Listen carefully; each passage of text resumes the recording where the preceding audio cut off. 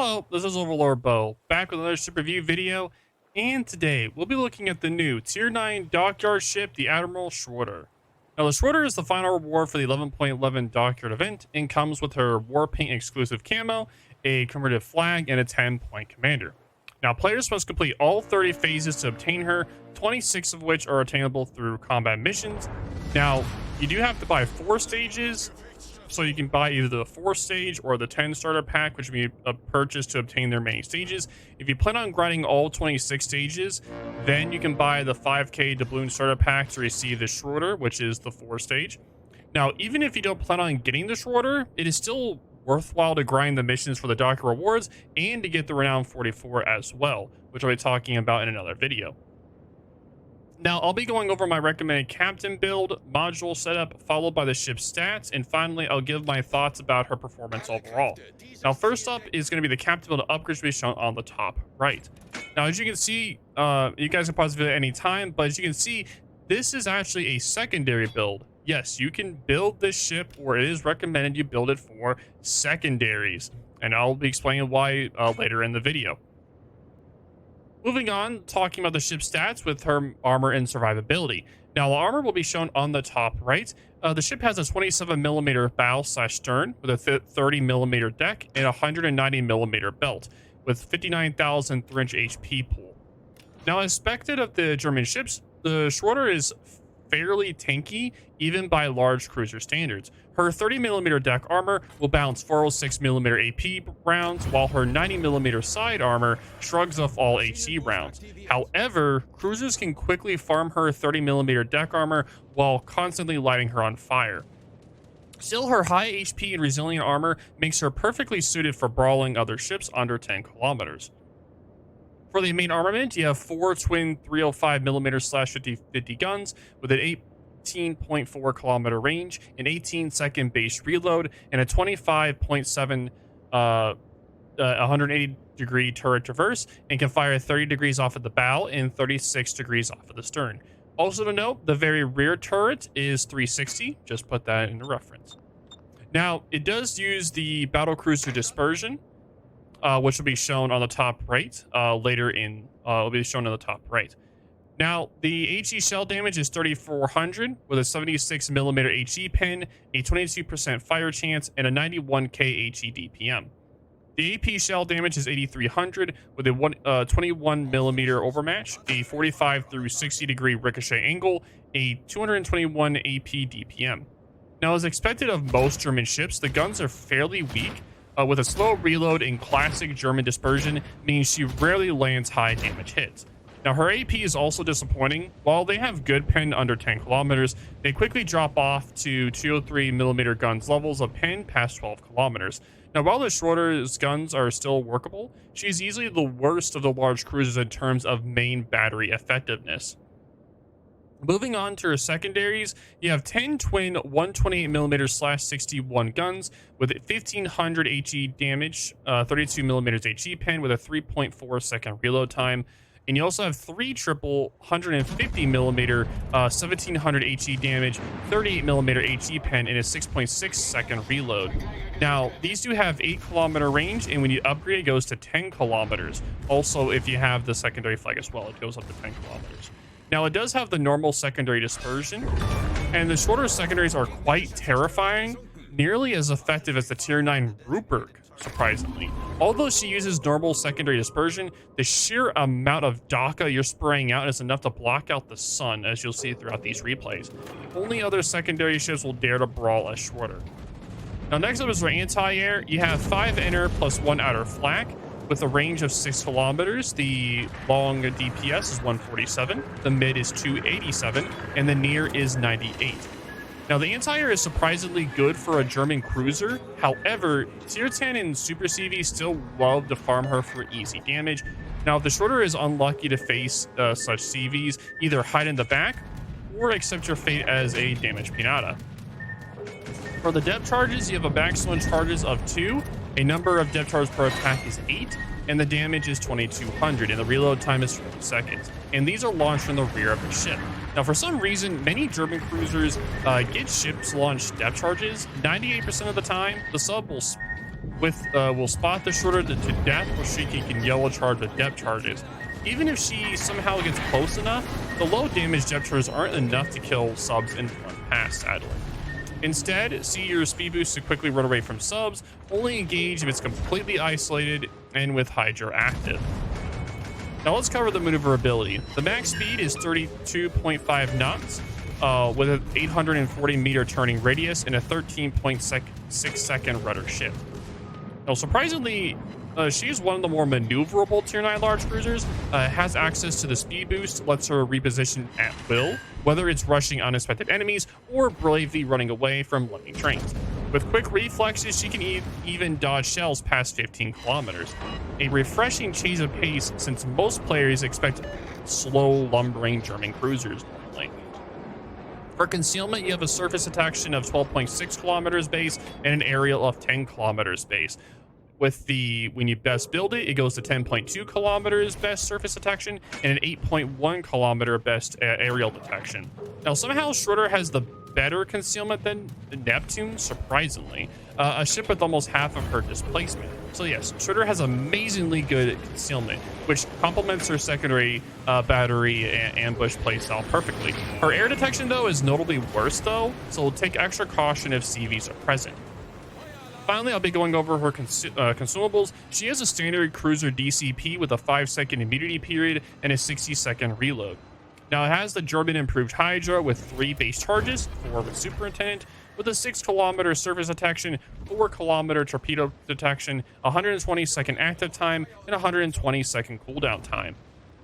It has the improved engine boost, which is pretty similar to the Georgia. It has 3 base charges, 4 with Superintendent, with a plus 15% max speed and improved acceleration to be added, with 180-second active time and a 90-second reload. It does have a standard cruiser repair party, which heals 14 through 17% of the total HP, 3 charges for a Superintendent with an 80-second reload time. It is pretty much a typical German cruiser loadout, but with a unique improved engine boost, which is quite nice. Now, my overall impressions of this ship has a skill floor above average and a skill ceiling about medium. Now, for randoms, it's very match dependent. Now, for the Admiral, Schröder is the newest tier 9 Dockyard ship, and arguably the first true brawling German cruiser to be released. She's essentially a mini Rupert, adopting a similar playstyle to her larger battlecruiser cousins. While her secondaries are equally terrifying, she trades blows durably and torpedoes for sheer speed and concealment. She must pick her battles carefully, lest she gets blown up before doing anything useful. But when used correctly, she will quickly tear apart anyone unfortunate enough to exist in her secondary range. Now, the player is a typical kind of cruiser at the start of the match. It's kind of like the playstyle there. Whittle down your opponents while you look for an opening to rush in. The ideal targets are usually unsupported cruisers and DDs, though she can rush more dangerous opponents. You can see here this battleship if you approach from different angles. Now, once you identify the targets, use your superior speed and literally run them down.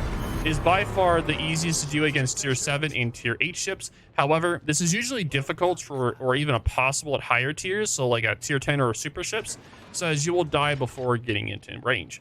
If you can't find an opening, keep playing as a kiting cruiser style. Not ideal, but better than exploding early for nothing. Now, overall, it is very hard to give Schröder a proper rating due to the volatile nature of her playstyle. If she is top tier, she is an unstoppable secondary monster against lower tier ships. When up tier, she becomes target practice for every super ship. Now, you pray that you get a low tier match, one where both teams aren't sniping from 20 kilometers away. Now, these matches will let Schröder show her true potential. Now, for ranked, I'd say it's average but outclassed. Rupert does her job but better. While she does force an enemy cruiser onto the enemy team, she still suffers if forced to fight the commonly seen OP BBs at tier 9. For clan battles that are tier 9, it's a potential power pick. She has a great potential as a pushing cruiser. Imagine a fleet of mini Schlieffens charging your home cap, quickly overrunning your defense fleet and taking your cap. They are too tanky and too fast to deal with, leaving you with few options. Now, with that out of the way, again, you will be able to work on this ship in the upcoming 11.11 Dockyard event. Again, you are able to obtain 26 of the phases for free. You don't have to pay for that. It's through the combat. It's through the combat missions. But you do have to pay for 4 stages to get the Shredder. Now, I would recommend getting her. She is the first true battle cruiser. Sorry, battle.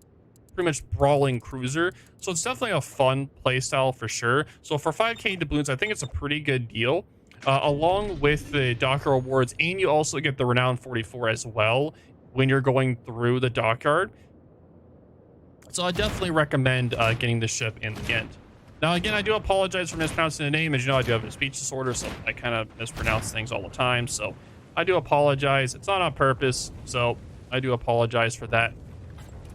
But anywho, since that we are now done with going over the stats and everything, I'll just talk about the matches.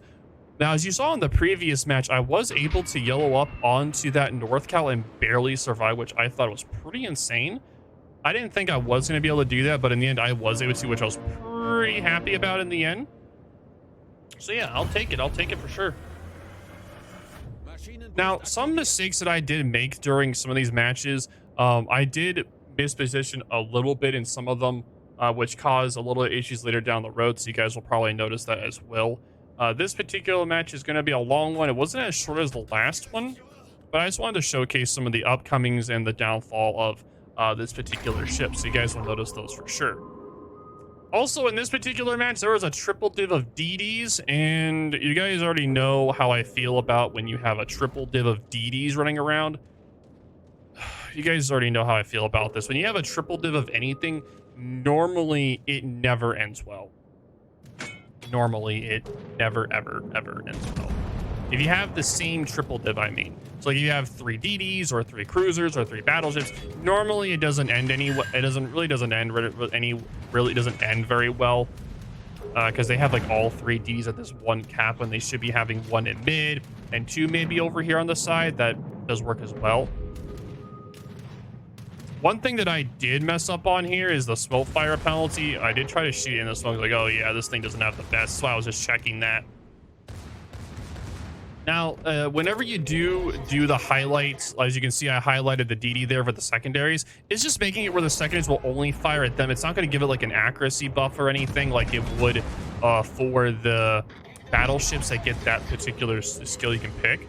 That's the one of the downsides of cruisers. They don't get the really good skill where the longer you're shooting at someone with the highlighted mark, it will cause the accuracy to go up over time, up to 50% dispersion buff to the secondaries. Now, if this ship had that, it would be way, way, way, way more, like way, way, way better. Pretty, like, really insanely better. One of the main reasons why these secondaries are really potent is because you don't have to build into IFHE to make them worth it. You already get the base 32mm pen, so you already get the nice fire chance, you get the good shell pen, you get the high damage of the Germans already. You don't have to build in, you don't have to do anything like that. So it comes with really good secondaries already without even having to really build in them. So if you start building into more like fire chance and increase like HE shell damage, the damage of them, the secondaries even goes up even higher. So that's why, as you saw in the build earlier, you're building into the secondaries. You're just making them even more potent than they already are. I did find that the guns are definitely like lackluster. Like they're definitely not high damage guns. So, but they still have a battle cruiser dispersion. So I still had okay time with them. Like not the best, but not the worst. It was all right. But as you guys know, I do love brawling ships. It's one of my I love brawling ships so much. They're always so much fun. I love them. So this ship for me is definitely going to be a lot of fun to play. I'm definitely looking forward to being able to grind this out in the Dockyard. I do enjoy having stuff to grind for the Dockyard. I know not everyone's a big fan of Dockyards, but even if you don't want the ship, you still get the Renown 44 for free, which I'll be talking about in a different video. It'll probably come out tomorrow, or by the time you guys have seen this, it'll probably be out it'll already be out, so you guys can just watch that. But no, I find that the Dockyard events are always worth grinding for new players, old players, any level of player. There's a lot of rewards for everyone. Steel, coal, what is it? Research Bureau points are usually in there. Free XP, Commander XP, Commander credits. They pretty much every single Dockyard has pretty much every resource in the game normally in them, built into it somewhere, like economic bonuses. Like they have pretty much everything in them, so I find them extremely worth it for any level of player, because every level of player needs something to something to help them progress their their game pretty much. Either commander XP to help get more 21 point commanders, or free XP to help do research bureau points, or free XP to just unlock modules for certain ships along their grind down the game. Now, as we're talking about this ship, I do wish it had torps. If it had torps, I can understand why they didn't. If it had torps, I feel it'd be a little bit too strong, because this thing can already rush in really quick. So if it had torps along with the really strong secondaries, I feel like it'd be a little bit too potent. So I can see why they didn't do that, because if you guys noticed earlier when I was fighting the North Cal, he just absolutely melted from those secondaries. He just melted along with the AP. The AP on this thing is actually quite decent if you're close. It does have a nice AP, as long as you're like shooting at the upper deck. Of course, you're not shooting at like the Citadel. You'll be perfectly fine there for sure. But I am a little bit upset though that it doesn't have actual like the aerial depth charges like the ASW. As you're going to be seeing, I was very determined in this match to kill this sub. I was very determined. You guys know how I am with submarines. I'm very determined to kill them. I have like a bloodlust for them. You know that bloodlust? You're like, man, I just want to kill this thing. Like the same thing with CVs. You just really want to kick its ass. Like, grr. That's pretty much how I am with submarines at this moment. I just want to kill them. Grr. Yeah, and also they also give you a lot of base XP too when you kill them. Like, you know how you get a lot of base XP for killing DDs? Yeah, that's like amplified for subs. You get a ton of base XP for killing submarines. Now, as you can see, I'm definitely suffering trying to get the angle for the depth charges. But as you can see, I'll get it sooner. You guys will see. Yeah. But they did recently buff the range for the depth charges, like how much the damage that they do. So even though I didn't think I was going to do much splashes, like the very rear depth charges were actually hitting them from there, which is actually really surprised me. I didn't think that those were going to do splash damage, but they did, which was super cool. Sadly, I didn't get the kill. The FDG did, but in the end, a dead sub's a dead sub. So makes me happy in the end, you know? Happy bow in the end. Yeah, at this point, I don't remember what I did in this match. Honestly, I think at this point I just traveled over to B because I was trying to travel around and actually do something. Because I kind of got really focused on trying to just try to yellow that submarine. I got really hard focused on trying to kill him. So I kind of just got like a little bloodlust there for him. So it's kind of what I focused on. Again, in the end, I probably didn't need to do that, but in the end, I just wanted to make sure that the submarine died and didn't get away. We all know how fast submarines can get away from situations, especially the higher tier ones. They can move really quick underwater. So if you're not able to keep tabs on them quickly, they can easily escape and you'll have to deal with them later. So normally it's just best to go after them and just get them done with. If they're in your base, you just need to deal with it quickly before they get away. I will also admit in this match my aim was not the best, so I didn't really showcase too well my the guns, but the guns are okay. They just don't do a lot of damage that you would want to see, but they still do a decent amount. It's okay. It's not the best. It's not the worst. It's okay. The ship is pretty much just built into the secondaries, and that's what the ship is. Now, if you aren't able to push in and you have to kite, the guns can still do a decent job, and you just have to wait for your opening to be able to push in. Again, the ship does have a 10.3 kilometer concealment with a 10 kilometer secondaries, so it's really stealthy. Like, the ship is really stealthy, which is really nice for a German ship, because most German ships are not stealthy at all. Most of them are known for being clumsy and big and slow. So having a really maneuverable tier 9 cruiser, like a movable cruiser for the Germans is really like a, I'm trying to word it right. It's like a sense of relief, I guess. I don't know how to word it right. And also, it does have a really nice engine boost, which I said was comparable to the Georgia's, which gives the extra 15% speed boost and the better acceleration. So you can also throttle juke with this thing when you are having the engine boost up. When you don't, of course, it's going to be harder for you to throttle juke. Of course, that's kind of how it works. So. But yeah, most of this match is just me trying to look for targets to go after. I kind of just, because it was like almost a guaranteed win at this point. So I was just Wing in, trying to find targets to go after or who to kill or not kill. At this point, that's what I was trying to do anyway. I do believe soon I make a really dumb mistake against the Kearsarge there. I do make a pretty dumb mistake against him, which I'm not overly surprised about. I guess you guys will see it soon. So you guys will see it soon for sure. You guys are gonna see it. See what I'm doing? I'm giving the Kearsarge broadside like a dum-dum. And I'm watching at the sieve, you know, I'm not watching the strike that's about to come in like an idiot. You always have to pay attention to your battleships. Always, always, always, always. Because the CV wasn't even going after me. He wasn't even going after me at all. And just watch. I'm about to get slapped.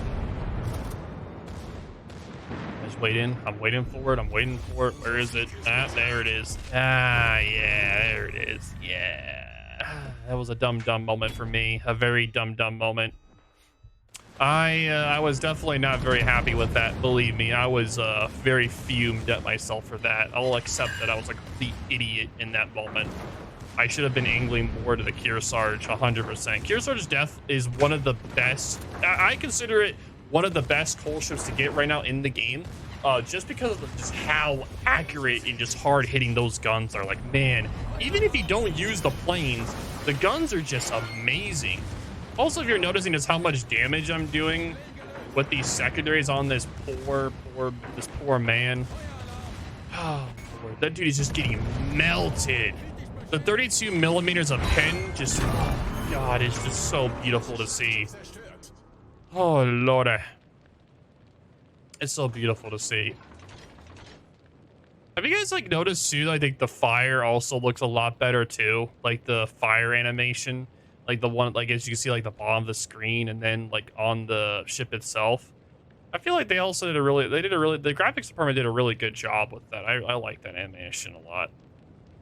Now, sadly, though, I was a dum-dum, and I DCP'd a little early. So, yeah, I died to the fires.